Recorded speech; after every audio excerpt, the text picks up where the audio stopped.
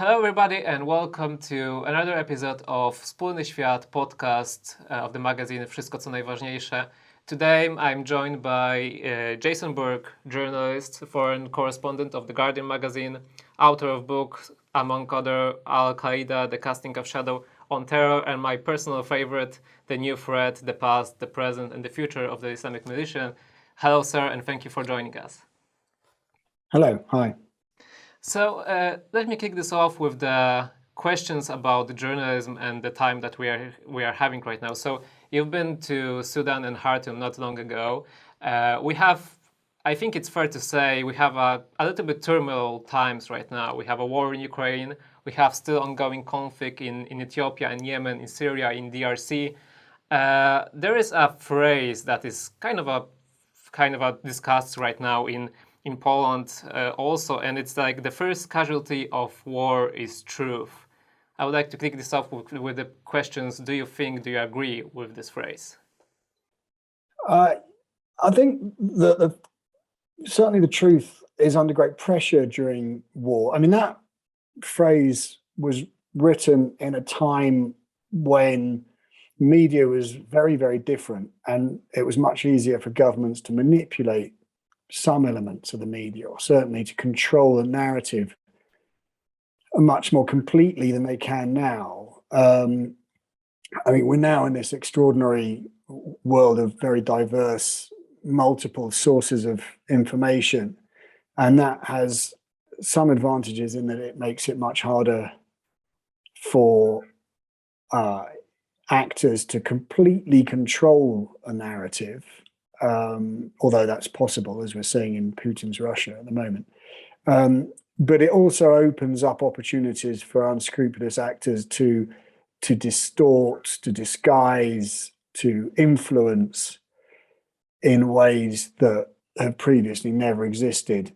I suppose also the idea that in war, truth is the first casualty presupposes the idea that in peacetime, the truth exists without any great pressure on it, which isn't the case, as we know. I mean, we've seen for years efforts to project different types of narrative, some of which are very, very far from the truth, and others are a different version of the truth, if you like.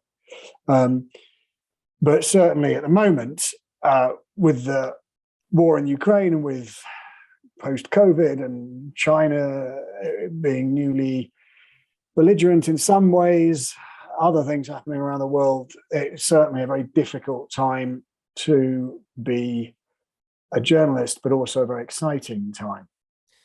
Let's stop a little bit on Russia, because when it comes to the truth and the things that we were discussing that you mentioned, there is the huge background when it comes to propaganda, disinformation, or misinformation when it comes to Russia and before the Soviet Union. And that leads me to a question. Is there such a thing as objective truth or something like this that we as a journalist should get into? Well, there is something that is objective truth. I mean, sort of scientific truth. What there isn't is any journalist who's ever approached actually writing something that is a pure objective truth. I mean, journalists are human. Journalism is also a collective endeavor involving all sorts of other individuals who have their own views. You know, languages have all kinds of ideas, prejudices, values embedded in them. The words we select, the stories we decide to cover, immediately create a subjectivity that is completely inescapable. What journalists can try and do as much as possible is honestly and rigorously communicate what they believe to be true, or at least as close as they can get to the truth. And that, I think, is what distinguishes professional journalists doing their job in an honest and ethical way from others who are really not interested in the truth at all, but are simply interested in encouraging a particular view of the world, or a particular narrative or creating an impression of something that may well not be true for an entirely different reason. I mean, those are two very different things. One is information to the best of one's ability. The other is disinformation communicated deliberately to create a false impression. I mean, they're shades in between, but on the whole, both are pretty recognizable when you see them. There is a very famous and great war reporter, Martha Gellhorn, who was strong opposing to the concept of objectivism. Also, we have this in anthropology and all that. Actually, there is no such thing as an objective truth. Everything goes through our minds. And what I want to get into in the context of what you just said also is, like, when you have a vision on the world and you see the atrocities that are being committed. You've been to many conflicts in the world, and for sure you've seen many atrocities committed by non-state actors, among others. And right now we have a war in Ukraine, and another atrocities are being committed. But there is this discussion in Europe: what is the borderline between no other contacts should be committed? I don't really see this kind of a borderline or getting into the depths of the issue, for example, of Islamic militia when it comes to how to treat for example, the issue of terrorism. Do you think it's easier to whitewash some of the Russian crimes because we are dealing with the state, who has propaganda, who has media, and all the other issues? I don't think Martha Gellhorn said there's no such thing as objective truth. She just said that journalists diverge from objective truth necessarily because they're subjective individuals. But a good journalist tries to limit that divergence as much as possible. A good journalist strives for objective truth, or to get close to objective truth. A propagandist does not. For a propagandist, the objective truth is elsewhere. It's the narrative that his state or whoever he's working for or whatever he believes in projects as the objective truth, and the information is secondary to that. The communication is secondary to that. So I think they're two very different things.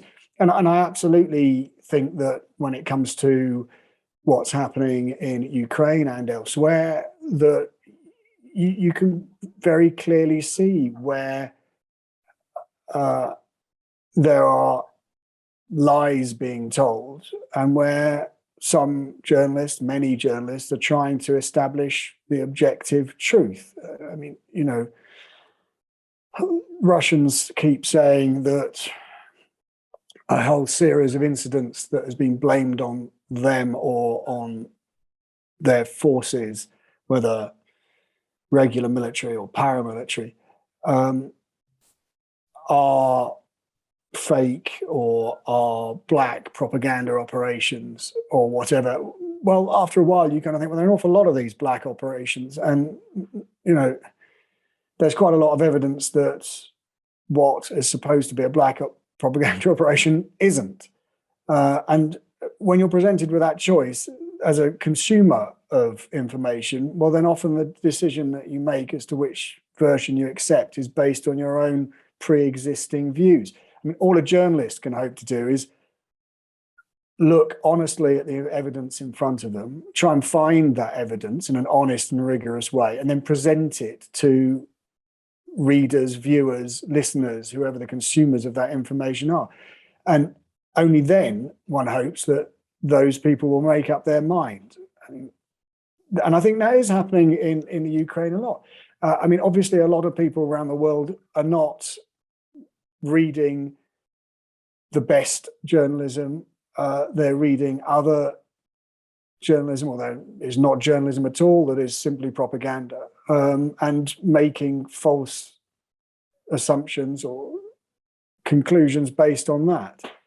And the only thing a journalist can do is professionally try and provide as much material that is authenticated and is convincing, one hopes, because of that work that has gone into investigating it and checking it, and hope that people are convinced by it and read it and change their minds or form their opinions accordingly. Because it's also, well, the question, who will read it? Like, if you are on the field if you have to deal with multiple cultures, multiple life stories, it's what you said before. It's getting subjective in a way that everything goes through individual mind, and it's maybe.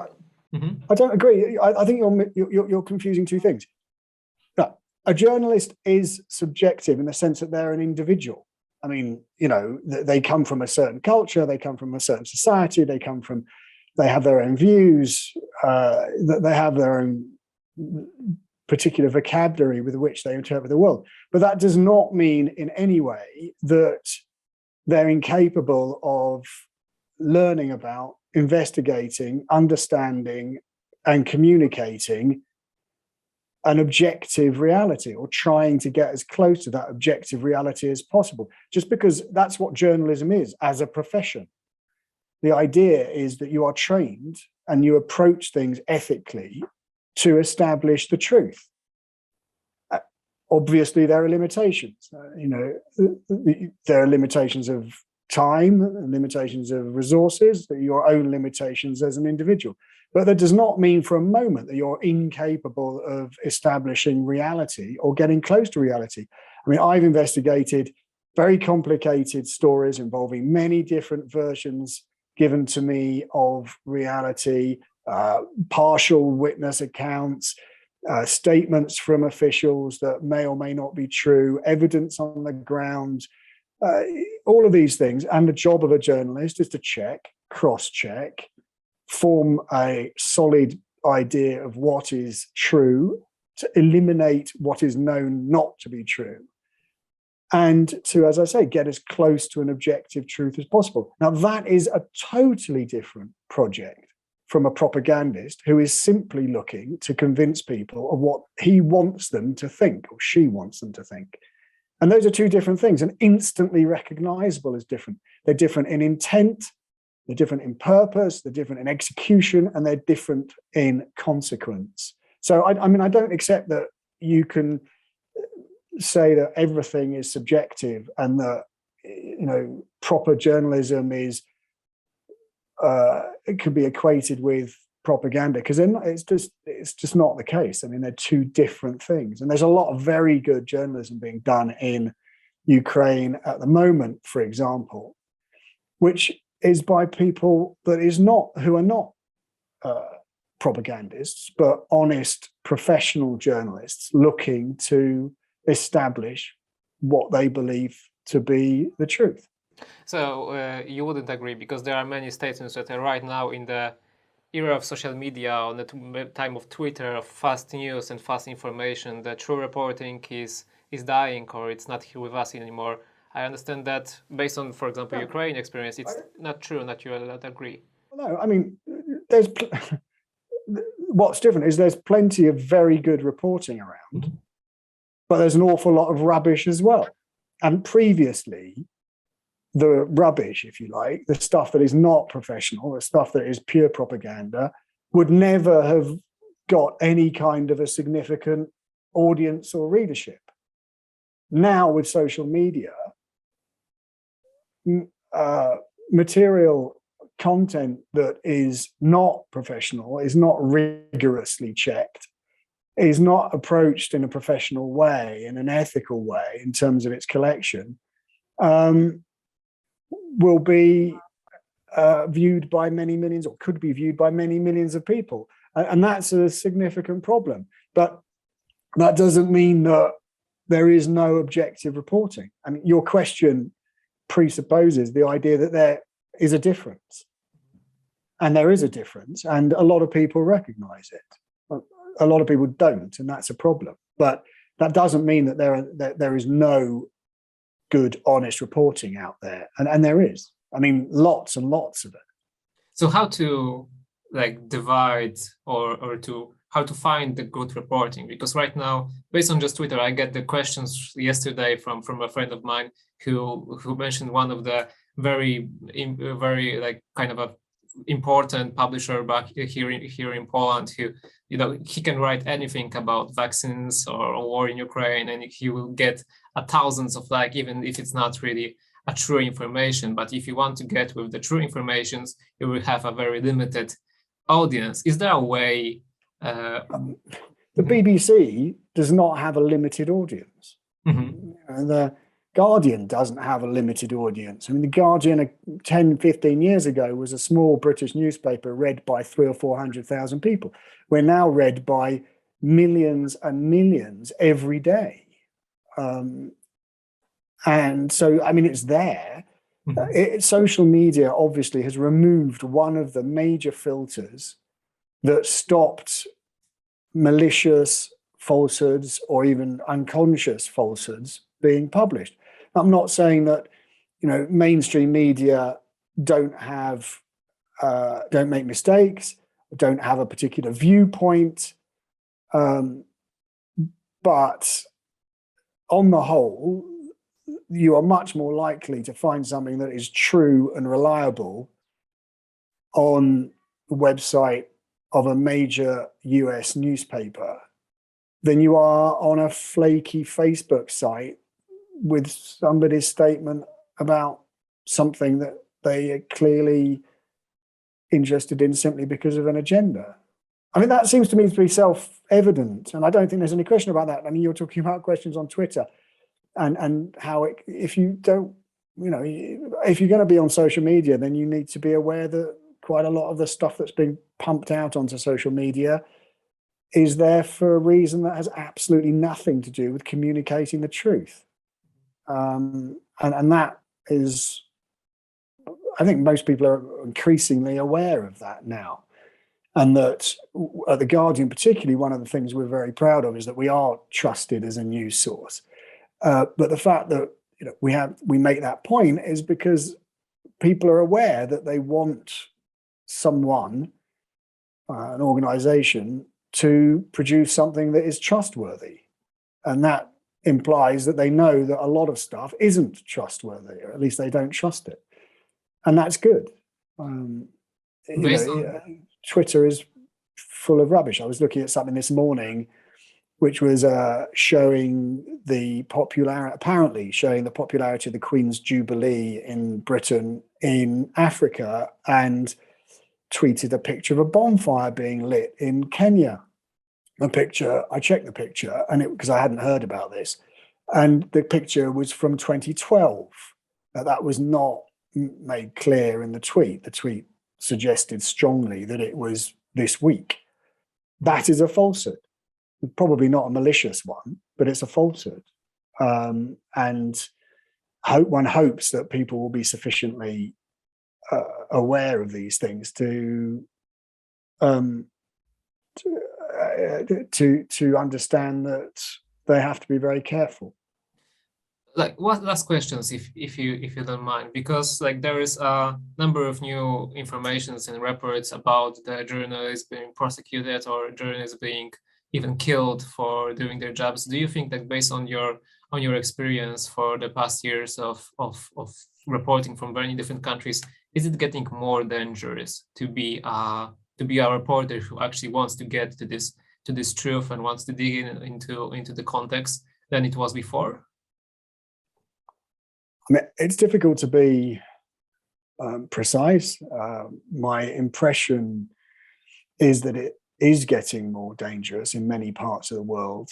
I think that's related to a number of different phenomena, including a pushback against democracy in many parts of the world, populist, nationalist, repressive regimes being in some places stronger than they used to be. Social media plays its role. The general deterioration in the image of journalists, often in some parts of the world over the last few years, hasn't helped. There was obviously a major problem with Islamic militants who killed journalists, seeing them as representatives of Western powers or spies.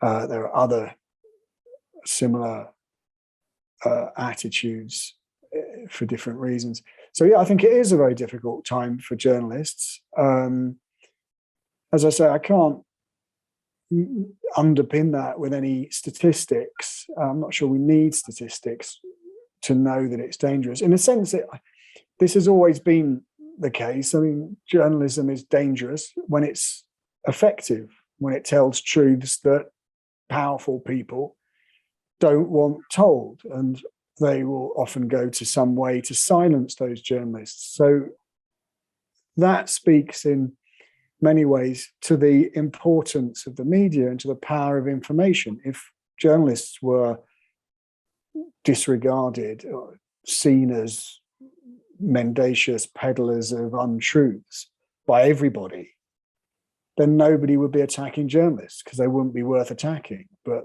the fact that journalists are attacked, laws to silence journalists in Russia, for example, other laws elsewhere in the world, indicates that there are a lot of journalists out there working very hard to do a good job of holding the powerful to account and to tell the truth, as I say, as close as they can get to the objective truth. And obviously the powerful and their propagandists don't like that. That's a bad thing in that journalists are being targeted, but it's a good thing in that journalism remains dangerous to the people who fear right, justified, solid, reliable information. Thank you for conversation. Thank you. My That was pleasure. podcast Wspólny Świat of the magazine Wszystko, co najważniejsze. I had a pleasure of talking with Jason BURKE, journalist, correspondent, foreign correspondent of The Guardian, author of many books. Thank you very much for interesting interview, and thank you all for listening. Thank you.